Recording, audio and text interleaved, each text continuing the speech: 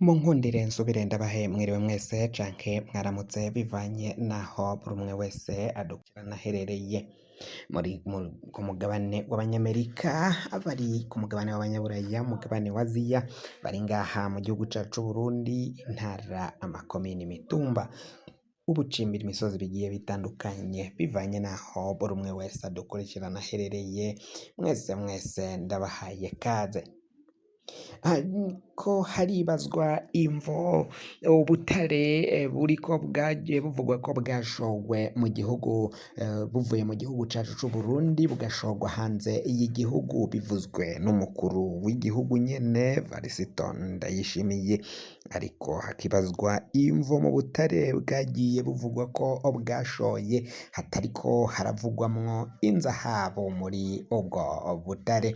Bese Varisito Ndayishimiye yoba ari umusuma kandi asoma yiba igihugu agacukura ubutare we ntaje kubugurisha ngo bwinjire mu kigega ca leta, kandi amakuru dufise avugwa ko mu bacukura inzahabu Varisito Ndayishimiye nawe arimo afise ibirombe bicukura.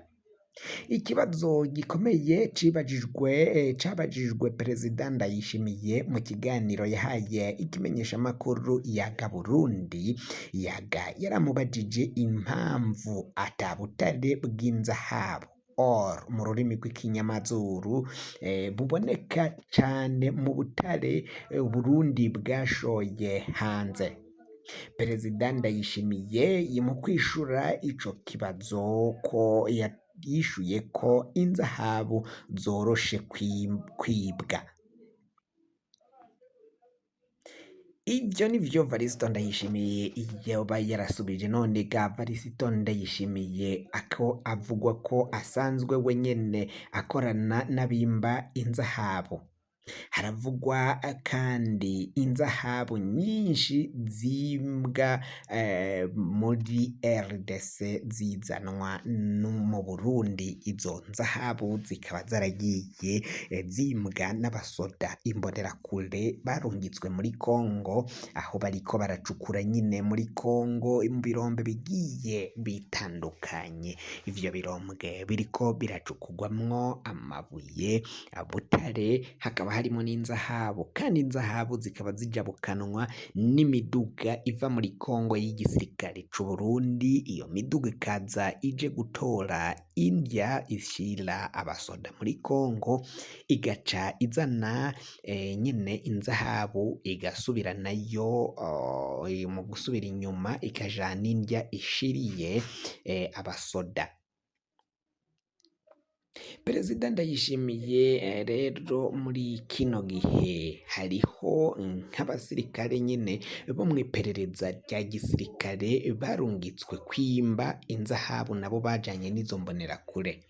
Amakuru y'ibanga ava mu gisirikare avuga ko uyu mugwi udasanzwe w'abasirikare ukorana n'umukuru w'igisirikare c'Uburundi, bakorana na General Prime Niyongabo. Kubabona bari mu birombwe ntago baba bambaye impuzu z'igisoda c'Uburundi. Abo bo mw'iperereza nyine kurya bakora, basanzwe bakora, baza bambaye civile, ariko mu nyuma abariko barabacungera, abariko babarindira umutekano nibo baba ari abasoda bambaye impuzu z'igisoda c'Uburundi. Ariko kuja kwimba inzahabu ngaho baba bafitaniye amasezerano akomeye cane, baba bafitaniye ubumwe, ukungene n'imvugano baciye bumvikana ukungene bazohava bimba izo nzahabu. Izi nzahabu zose zija hehe? Niba hari izimbwa ngaha mu gihugu c'Uburundi, izindi nzahabu zikaba zirava muri Kongo zikaza zigashika ngaha mu gihugu c'Uburundi, ivyo bikaba ari ibintu bizwi. Zija he? Kubera iki amafaranga zivamwo adaharurwa mu yinjira mu kigega c'igihugu? None bivuze ko vyoba bisiguye iki niba ayo mafaranga adaharurwa mu mafaranga yinjira mu kigega c'igihugu avuye mu mabuye y'agaciro? Yoba aja kwande? Yoba aja he? Eske izo nzahabu ziragurishwa, ziradandazwa canke barazinyegeza, barazihisha zifise aho bazitaba kugira ngo bazozihe abana babo canke bazozigurishe mu gihe bazoba bavuye mu butegetsi. Ibi kandi si ibishasha ngaha mu gihugu c'Uburundi, ibi bibazo birasanzwe bimaze imyaka myinshi, aho ku masoko mpuzamakungu havugwa inzahabu zitari nkeya zishowe n'Uburundi, ariko amaraporo ya Oberi akama avuga intica ntikize. Ni gute rero ku masoko mpuzamakungu hoba hagaragara ko Uburundi bwagiye buradandaza inzahabu nyinshi, ko bimba izi nzahabu, nyamara mu bitangazwa na OBR bakaba berekana ko Uburundi bwashoye inzahabu nkeya cane, ata bintu vyinshi bufise bwoba bwarakuye muri izo nzahabu mu mabuye y'agaciro. None ubwo ntivyoba ari ukugira ngo banyegeze amakuru ya nyayo, banyegeze ukungene ubutare bwinjije amafaranga canke inzahabu mu mabuye ava ngaha mu gihugu c'Uburundi, zoba arizo zizimvye cane kw'isoko kugira ngo bace banyegeza bazibe. Varisito rero we yaciye yishura ko ngo inzahabu ngo ziroroshe kwibwa, ngo rero zoba zaribwe, zoba zibwa n'abazicukura, ngo ku buryo zidashika mu kigega ca leta nyine ngo zice zishorwa hanze zijanwe nk'uko ubundi butare bujanwa kugurishwa hanze y'igihugu cacu c'Uburundi, nk'uko amakuru Varisito Ndayishimiye yahaye ikimenyeshamakuru Iyaga TV caciye kivyandika. Ariko biboneka ko ibi bintu harimwo amanyanga menshi, harimwo ibihuha vyinshi Varisito Ndayishimiye yaciye akoresha mu kugira ngo yibe ubwo butare, afatanije na Generale Prime Niyongabo n'akandi kagwi biboneka ko ari akagwi k'abasuma kiziziye ivy'itunga ry'igihugu, kazingamitse itunga ry'igihugu, bagashaka kuba igihugu bagisahura, bakinyonya bonyene, aho kugira ngo batunganirize abenegihugu basanzwe ngaha mu gihugu cacu c'Uburundi. Tuve kuri iyo nkuru tuje mu gisata c'umutekano. Hari abantu barondeza uwabo, uyarondezwa ni Nshimirimana Samweli, asanzwe arangurira imirimo yiwe mu Cibitoke ca Rugombo, ariko urugo rwiwe ruri muri karitiye Gisyo ya zone Kanyosha mu buraruko bw'igisagara ca Bujumbura. Uyu Samweli Nshimirimana rero yoba yaramaze igihe atariko araboneka. Umukenyezi wiwe aheruka kwibaruka, kandi Samweli Nshimirimana yanyurujwe mu gihe yari muhira yaje kwibarutsa umukenyezi wiwe, nk'uko nyene yaraheruka kwibaruka. Aho hari ku wa kabiri uheze kw'igenekerezo rya 5 Rusama umwaka n'ibihumbi 2026, isaha 4 z'igitondo, Samweli Nshimirimana yari muhira mu Gisyo. Niho yahamagarwaga na telefone. Nduguruye Twamugina y'umugenzi, ndugaye Twamugina atamenyekanye. Mugenzi we ntiyamenyekanye kuko yasohotse hanze, yaciye afatwa n'abantu baciye bamutsindagira muri tagisi yo mu bwoko bwa voiture Toyota Probox ifise ibiyo bitabona, ifise imparati yaja 735. imodoka yavuye ngaho yiruka itera itumbera mu Kabezi, hari abayikurikiye kw'ipikipiki ariko ibasigira muri ambutiyaje nk'uko bivugwa n'abegereye umuryango wa Samweli Nshimirimana. Imodoka yamujanye ngo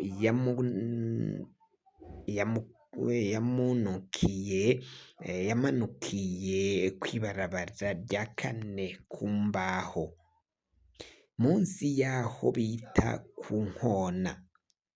Kuva ubwo abiwe nta gakuru bafise kw'irengero ry'uwabo, bakaba rero bariko baratabaza ko uwobona canke womenya abatwaye wabo Nshimirimana Samweli bamukuye muri karitiye Gisyo ngaho mu gisagara ca Bujumbura mu Kanyosha, ko rero yotabarizwa kugira ngo barabe ko bomufasha hama agaruke mu mirimo yiwe kandi asubire mu baryango kugira ngo niba hari n'ivyo yagirizwa abe iyo bibazwa, ariko bareke bahagarike ivyo biriko biragenda bimushikira kuba yaranyurujwe n'ingorane zikomeye cane nk'uko amakuru ariko aragenda adushikira ariko aragenda abivuga.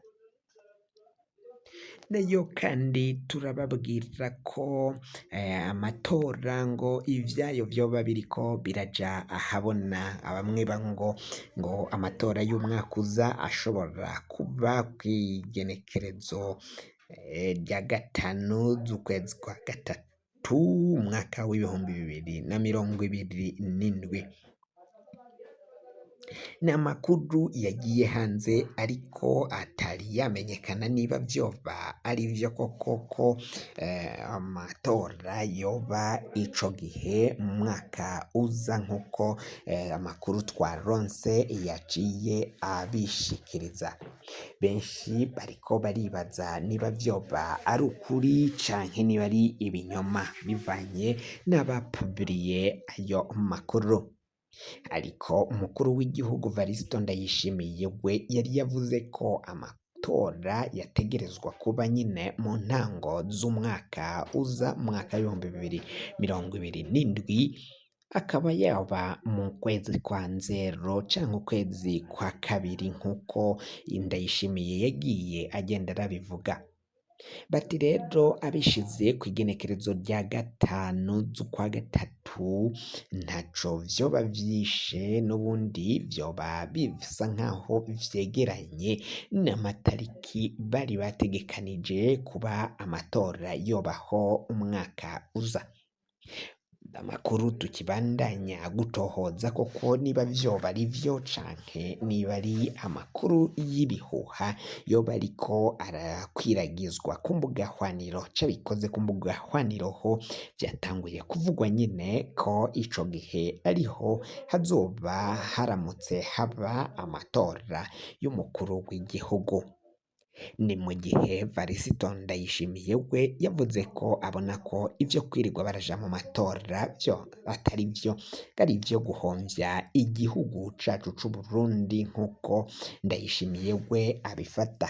Ariko benshi bakabona ko Ndayishimiye yoba afise amanyanga yo kwigumiza ku butegetsi kugira ngo ntazohave atsindwa mu matora, kuko abona ko ashobora kuja guhangana n'ibihangange muri ayo matora bikaba vyamutsinda. Akagero canke akarorero ni Agathon-Rwasa, biboneka ko yitezweho ko ayo bazohangana bikomeye n'umukuru w'igihugu ariho muri kino gihe.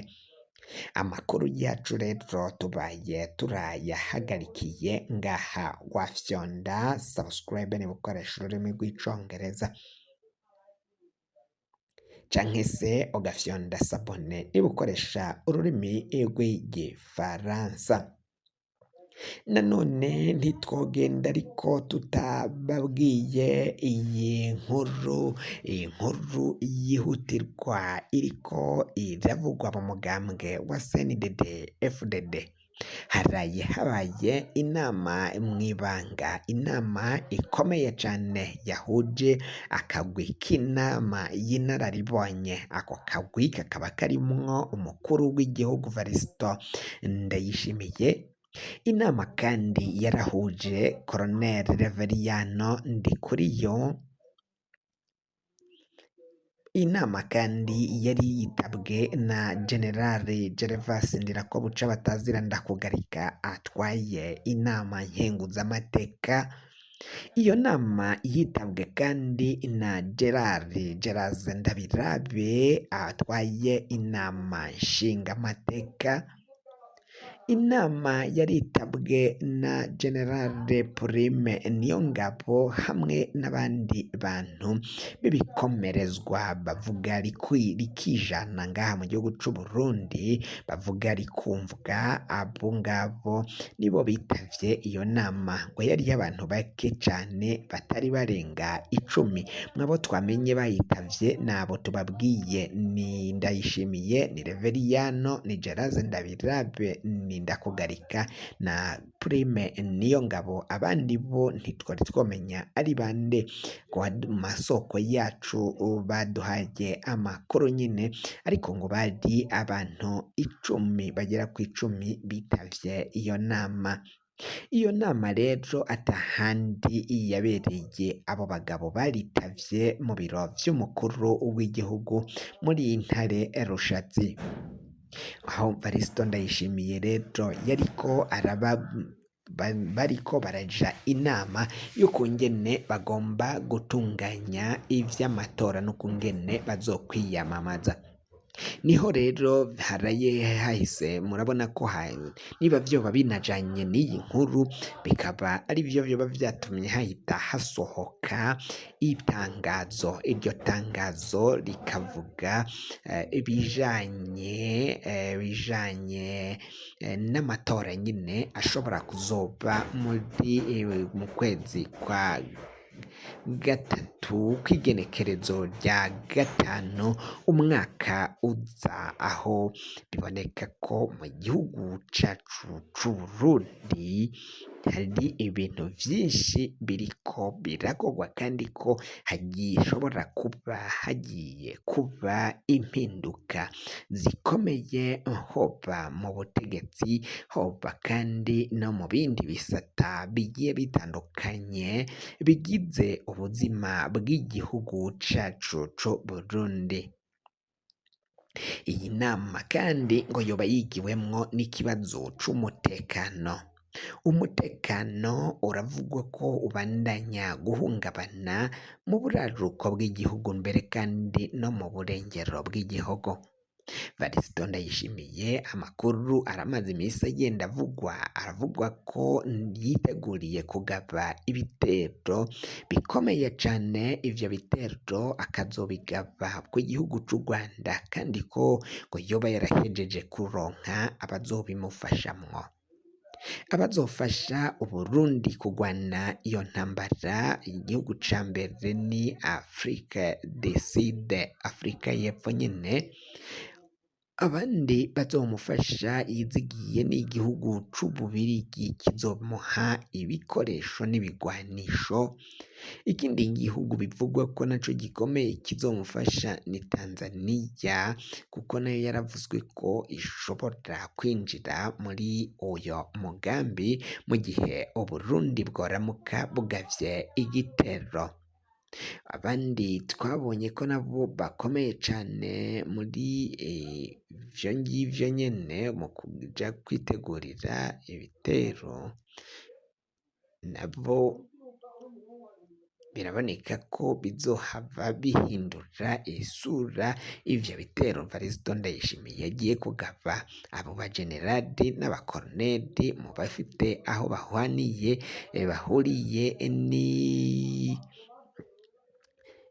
n'iyo nama n'ako kagwi n'umutekano akaba ari bo nyene nabo baba bamubwiye ko Variston Ndayishimiye yohagarika ingwano kuko ngo kuzoja kugwana biraboneka ko hoba harimwo ingorane zikomeye bashobora kuvana muri iyo ntambara.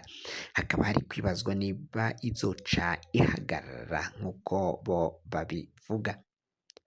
Amakuru yacu rero tugiye kuba turayahagarikiye ngaha. Wewe utari wafyonda subscribe niba ukoresha ururimi rw'icongereza ugafyonda sabone canke se ugafyonda subscribe niba ukoresha ururimi rw'icongereza nyene canke ufyonze sabone ushobora gukoresha ururimi rw'igifaransa nk'uko tugenda tubivuga. Ibara ribandanya kudushikira. Amakuru rero tubaye tubakengurukiye, amakuru yacu nakagaruka n'agahwane. Ndabikebanuye naho ubutaha mwese turabakunda cane.